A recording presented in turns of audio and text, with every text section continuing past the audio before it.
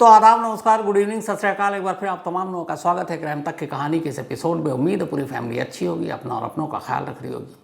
आज की कहानी शुरू करूं उससे पहले कल आपको एक कहानी सुनाई थी। यूपीएससी की तैयारी कर रहा है एक लड़का, एक नौजवान जिसका नाम राजकुमार, कैसे गुजरात में एक करंट एमएलए यानी विधायक के घर पर विधायक के बेटे और उनके साथ जो लोग थे वो उसकी पिटाई करते हैं 2 मार्च की रात। फिर इसके बाद 3 मार्च की रात ही वो गायब हो जाता है। 7 दिन के बाद मुर्दा घर में उसकी लाश मिलती है। उसके पिता रतनलाल उसकी शिनाख्त करते हैं। पुलिस कहती है रोड एक्सीडेंट का केस है। 43 इंजरी मार्क जिस्म पर, कुछ मार्क जो सवाल बनते हैं कि क्या रोड एक्सीडेंट में ऐसे चोट भी आ सकते हैं। पिता का कहना है कि रोड एक्सीडेंट नहीं बल्कि एक मर्डर का केस है, बट राजकोट पुलिस इस बात को मानने को तैयार नहीं है। ये पूरी कहानी आपको डिटेल में सुनाई। एक ऑडियो सामने आया।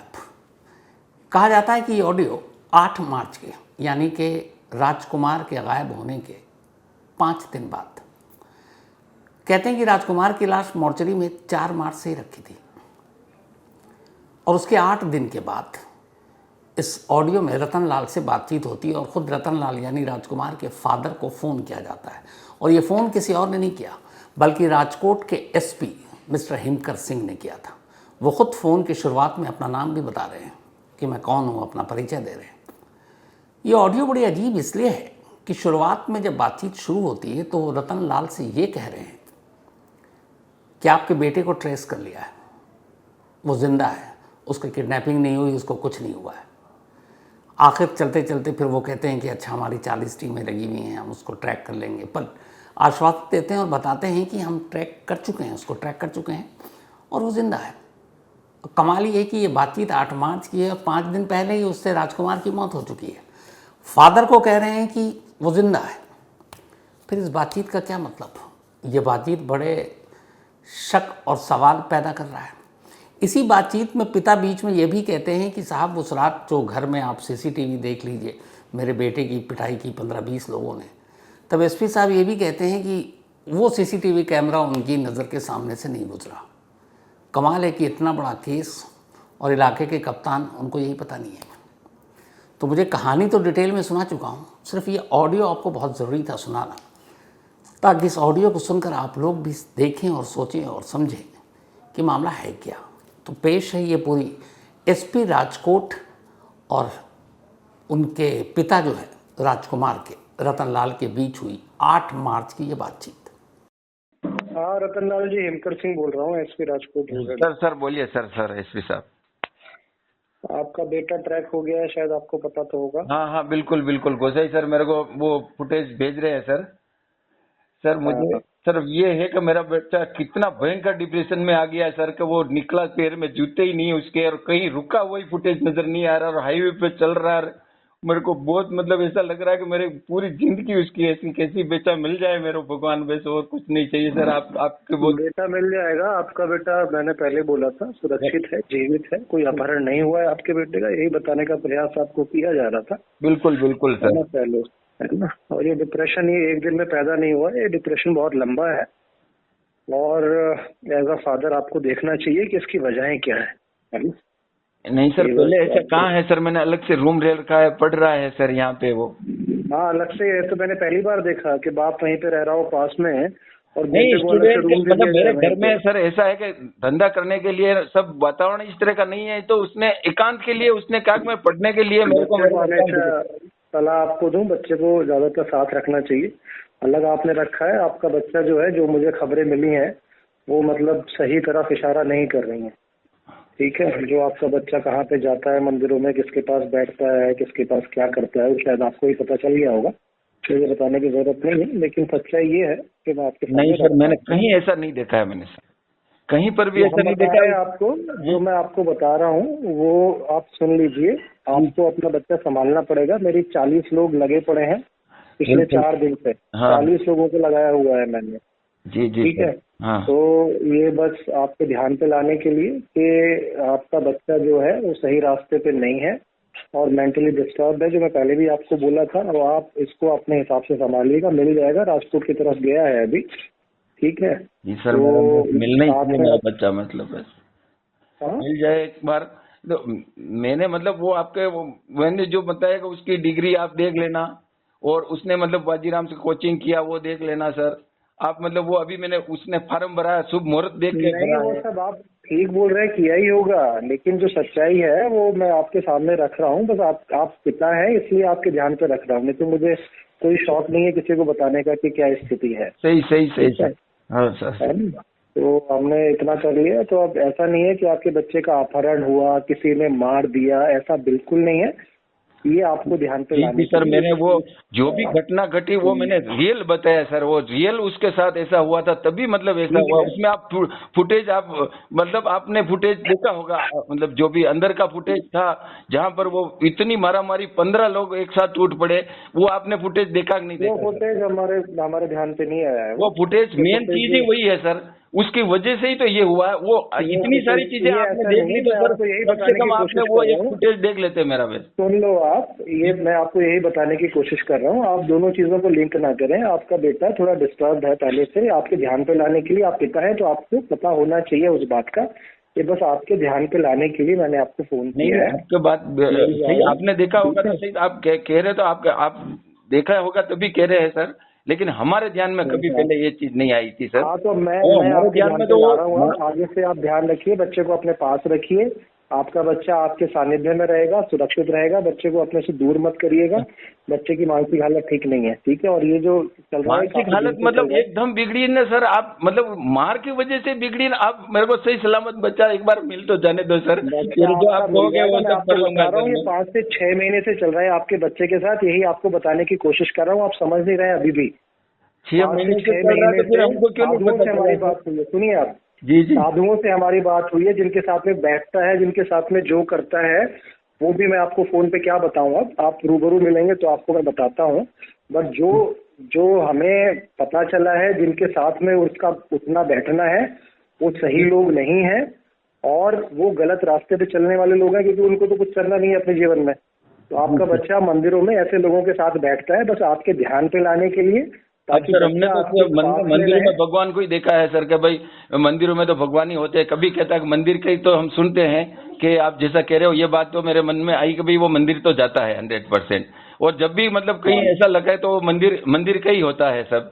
तो फिर मैं तो हाँ, वो मंदिर ही मंदिर में समझता हूँ सर, भगवान के मंदिर दर्शन भगवान का करने के घर लिए है। नहीं जाता है, वहाँ पे कुछ दूसरे एलिमेंट्स होते हैं, आपको पता ही होगा। तो दर्शन के लिए नहीं नहीं सर, जाता मैंने है तो वहाँ पे, कभी यही मतलब बताने की ऐसा कुछ। कोशिश कर रहा हूँ मैं। ये आप पिता हैं, आप अपने बच्चे को आपसे अच्छा संभालने के लिए कोई नहीं मिलेगा। पुलिस संभालेगी नहीं, पुलिस आप पकड़ के नहीं बच्चे नहीं को सर, वो आपके तो मेरे सुपुर्द कर मेरे को देगी, जिंदा कर दिया सर आपने बच्चे को, आपने है ना? दिखा दिया, तो ये मेरे को मरा हुआ ही हाँ, था सर। नहीं नहीं, कुछ आपकी नहीं, वजह वो से ही वो हमें जिंदा पता ही था नजर आया, पहले मैं से तो ही। यही मानता हूँ। नहीं, हमें पहले से ही पता था, उसकी आप चिंता ना करें। बच्चा हमने शापर तक उसको ट्रैक कर लिया है, राजकोट की तरफ जा रहा है। अब आप ये हमें पुलिस की मदद करें कि वो कहाँ पे जा सकता है। जी जी ठीक सर, है, 6 दिन हो वो गए सर, 6-7 दिन।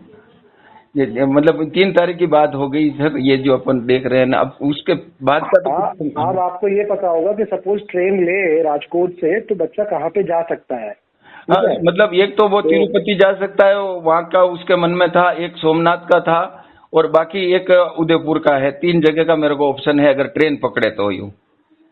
हाँ, तो हम तीनों जगह पे पुलिस भेज देंगे। ठीक है, जी जी बच्चा जी सर, जी सर, सही सलामत आपको मिल जाएगा, फिर आप संभाल के रखिएगा अपने बिल्कुल बच्चे धन्यवाद। अरे सर, बिल्कुल बिल्कुल सर, मैं कभी नहीं भूलूंगा सर आपका ये सर। को। ठीक है, ठीक, thank you. Thank you sir, thank you. तो आपने पूरी बातचीत सुन ली। अब आप सोचिए कि जिस शख्स की मौत 5 दिन पहले हो गई, 5 दिन के बाद उस शहर का पुलिस अफसर, सबसे बड़ा कप्तान, एसपी राजकोट, वो ये कह रहे हैं कि उन्होंने उसको ट्रैक कर लिया, उसके बेटे को ढूंढ लिया। ये झूठ क्यों बोला गया? अब इसका जवाब पुलिस ही दे सकती है, या खुद हिमकर सिंह जी दे सकते हैं जो एसपी हैं, कि क्या उन्होंने जानबूझकर झूठ बोला या फिर उनके नीचे के पुलिस वालों ने उन्हें गुमराह किया। लेकिन इस मौत की मिस्ट्री इससे और गहरा जाती है। खैर, ये रही बातचीत राजकुमार के मौत की। अब आते हैं आज की कहानी के ऊपर। आज की कहानी एक नसीहत है आज की कहानी एक सबक है, ख़ास तौर पर मैं क्राइम तक फैमिली के हर मेंबर को दुनिया के जिस जिस कोने में है उनसे बड़ी गुजारिश के साथ कहूँगा कि इस कहानी को ज़रूर सुनिए, और इसलिए सुनिए क्योंकि मेरे पास बहुत सारे मेल आते हैं क्राइम तक फैमिली मेंबर के। उनमें यह है कि एक बड़ी तादाद में लोग इंडिया के बाहर रहते हैं, बहुत सारे इंडिया में भी हैं लेकिन अलग अलग शहरों में हैं, और एक बड़ी तादाद ऐसे हैं जिनके बुज़ुर्ग माँ बाप अकेले रहते हैं। बेटा किसी और शहर में नौकरी कर रहा है या फिर बेटी कहीं और है, देश में या देश के बाहर, और वो लोग एक रिटायर्ड लाइफ अलग मियाँ बीवी जो बुज़ुर्ग हैं 70-80 साल की उम्र है, अकेले रहते हैं। ऐसे बुज़ुर्ग माँ बाप के बारे में जानकारी हासिल करनी चाहिए, और ये कहानी उन माँ बाप के लिए भी है जिनकी कोई औलाद नहीं है, जो बे औलाद हैं लेकिन तन्हा हैं, मियाँ बीवी साथ रह रहे हैं, उम्र हो चुकी है। उनसे मेरी गुजारिश ये है कि वो अपने आस पड़ोस के लोग या जो भी रिश्तेदार हैं उनसे बीच बीच में ज़रूर बात करें। अगर उन्हें कोई परेशानी है तो शेयर करें, अगर शेयर करेंगे तो बहुत कुछ बदल सकता है। ये कहानी आज एक ऐसे बुज़ुर्ग हस्बैंड वाइफ की है जो अगर अपनी तकलीफ़, अपनी चीज़ों को सिर्फ शेयर कर लेते तो शायद उनकी जान नहीं जाती। दिल को कचोट देने वाली ये कहानी है कर्नाटक के बेलगावी की। बेलगावी में एक गांव है बिड़ी। इसी गांव में एक परिवार रहा करता था, डी नाजरत और फ्लेवियाना नाजरत, ये हस्बैंड वाइफ। डी नाजरत साहब की उम्र करीब 83 ईयर ओल्ड थे वो, और फ्लावानिया नाजरत की उम्र 78 साल। 83 साल के हस्बैंड, 78 साल की पत्नी, दोनों बुजुर्ग बे औलाद, इनकी कोई औलाद नहीं। ये अपनी रिटायर्ड लाइफ इस कर्नाटका के एक खूबसूरत से गांव में बिता रहे थे। एक इन्होंने खूबसूरत सा घर बना रखा था, और इस घर का इन्होंने बाकायदा एक नाम रखा था, सबीना विला। सबीना असल में डी नाजरत साहब की माँ का नाम था, और अपनी माँ के नाम पर उन्होंने ये खूबसूरत सा एक घर बनाया था। हस्बैंड वाइफ दोनों अकेले रहते। 83 साल की उम्र होने के बावजूद डी नाजरत कभी किसी से मदद नहीं लेते, यहाँ तक कि चाय भी वो खुद बनाकर पीते थे। दोनों घर के सारे काम खुद करते, इलाके के सेंट सेबेस्टियन चर्च जाते, चर्च के प्रेयर में हिस्सा लेते। इसके अलावा लेकिन पड़ोसियों से, बाकी गाँव के जो फंक्शन, बाकी चीज़ें होती उसमें उससे बड़े कटे रहते थे। सिर्फ ज़रूरी सामान लेने के लिए ये दोनों घर से बाहर निकलते या फिर घर में ही रहते।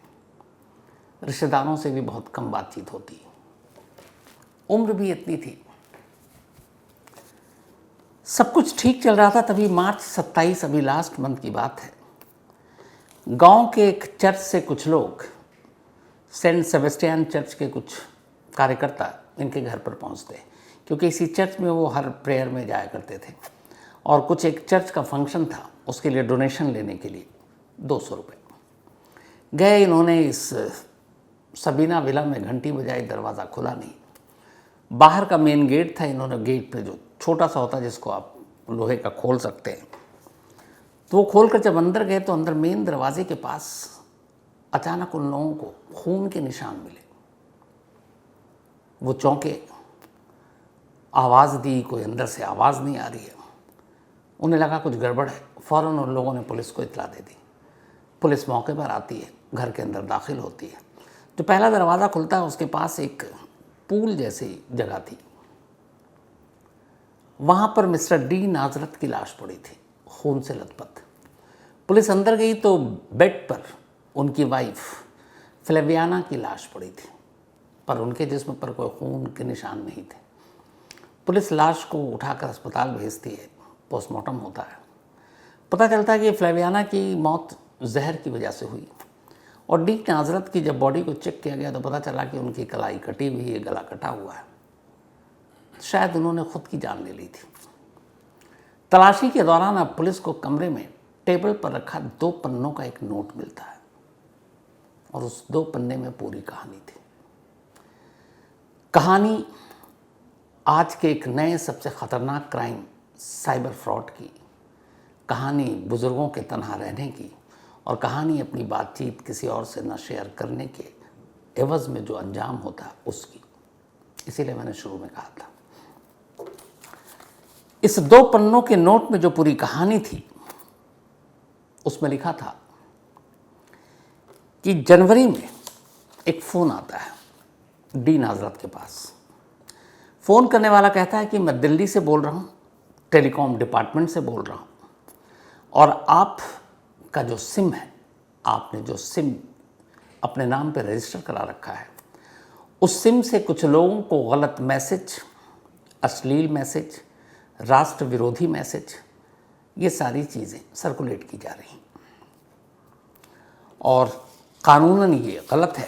तो इसीलिए अब आप हमारे सीनियर अफसर से बात करें।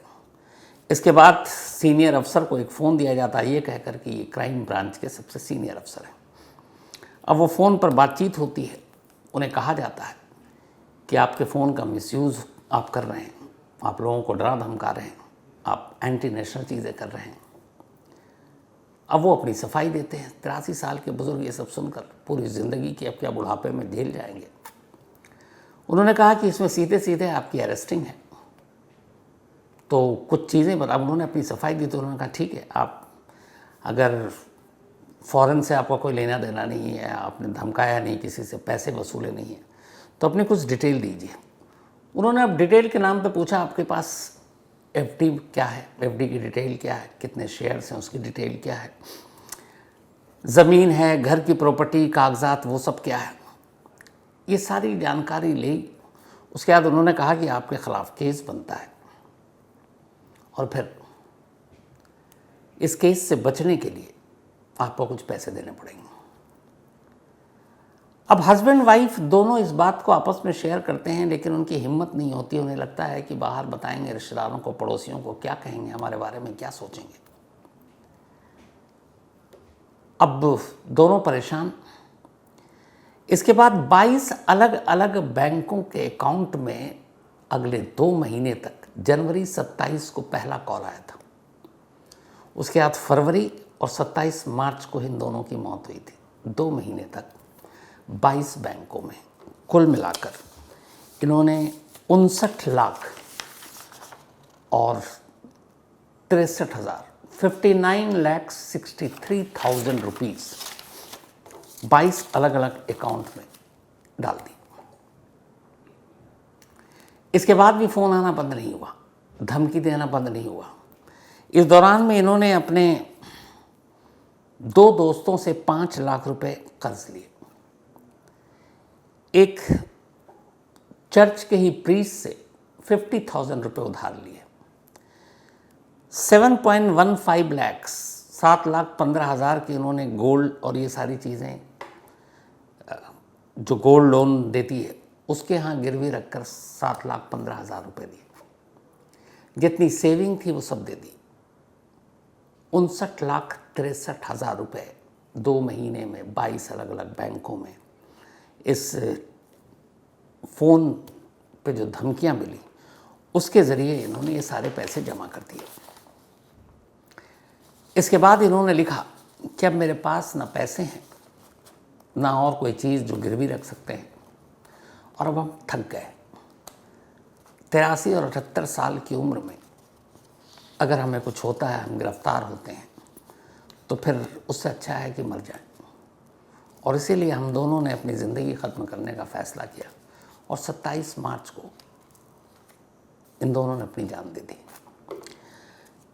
अब इस 2 पन्ने के नोट में पूरी कहानी पढ़ने के बाद पुलिस ने जब अपनी तफ्तीश शुरू की तो पता चला कि टेलीकॉम डिपार्टमेंट से फ़ोन तो आया, फ़ोन के जो डिटेल निकाले गए, अब ये था कि क्या ये लोग डिजिटल अरेस्ट हुए, लेकिन उनमें से कोई भी 2 महीने में कॉल, 5 मिनट ज़्यादा का वीडियो कॉल नहीं था।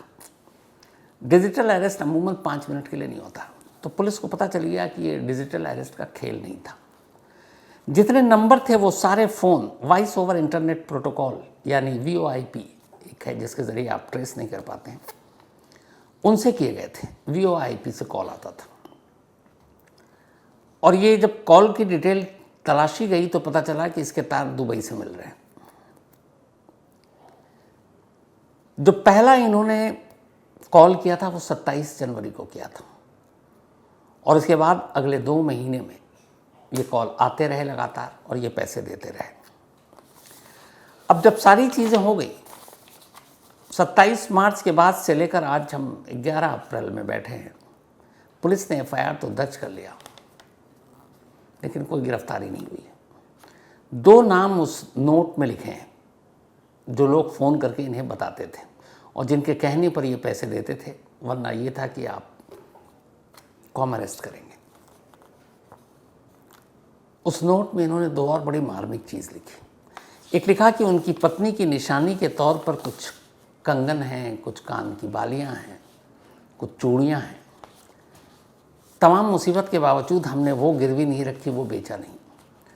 तो उन सारी चीज़ों को बेचकर जिनसे हमने कर्ज लिया है, 5 लाख रुपए 2 दोस्तों से और 50,000 रुपये उस प्रीस से, वो सब बेचकर उनको पैसे चुका दें। साथ ही उन्होंने ये भी लिखा कि जो हमारी दोनों की बॉडी है वो एक मेडिकल कॉलेज में रिसर्च के लिए डोनेट कर दिया जाए, उनका अंतिम संस्कार ना हो। उनकी आखिरी ख्वाहिश के हिसाब से पुलिस ने यही किया, उनकी बॉडी को रिसर्च के लिए अस्पताल को डोनेट कर दिया।